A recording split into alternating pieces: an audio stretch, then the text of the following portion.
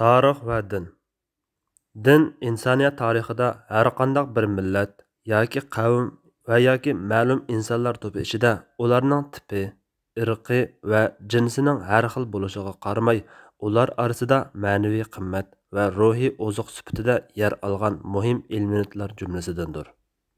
Tarix betini varaqlaydigan bo'lsak, qadimdan tartib toki hozirga qadar insonlarning oddiylikdan murakkablikka, ibtidoiylikdan taraqqiylaşgan jamiyatga qarab ilgirlayotgan bu yasham tarixida mayli bir xudolik aqidasini asos qilgan bo'lsin yoki ko'p xudolik aqidasini asos qilgan bo'lsin, ularning har xil dinlarga, turli e'tiqodiy maslaklarga, shundaqla farqli diniy mazhablarga ayrilganligidek reallikni uchratamiz.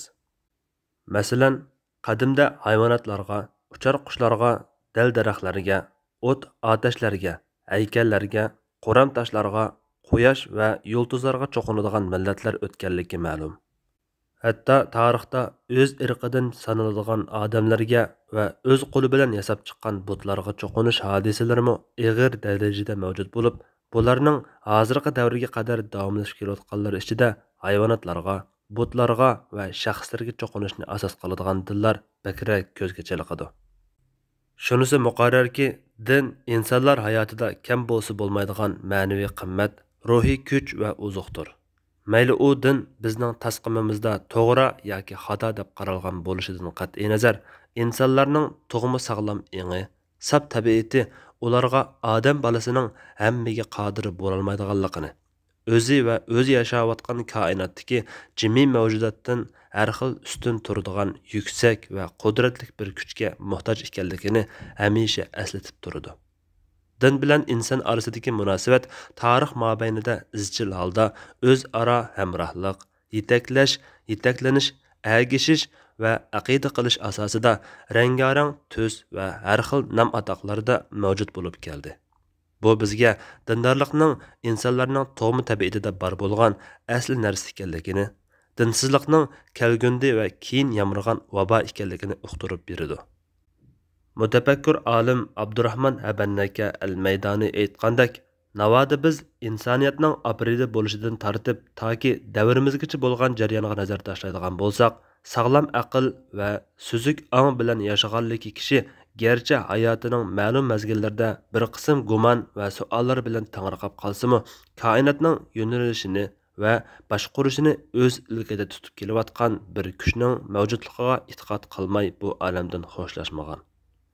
Milodiyaning dastlabki asrlarida yashagan Greklarning buyuk tarixchilaridan Plutarkning muni mashhur so'zimi tarixda dinning insonlar hayotida naqadar muhim o'rinda turib kelganligini tushuntirib berdi. Tarixda qal'asiz shaharlar, qasrsiz, qo'rg'onsiz va imoratlarsiz yurt shaharlar bo'lgan. Ammo shuncha uzun tarix mobaynida ibodatgohsiz biror yurt yoki shahar mavjud bo'lgan emas. Atoqliq fransuz faylasuf Henri Bergson bu nuqtani ta'kidlab mundaq deydi.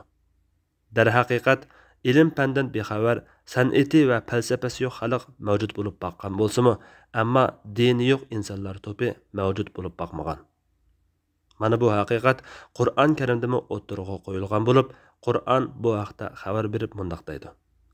Qandaqli bir ummat bo'lmasin, uningga ogohlantiruvchi avatilgandir.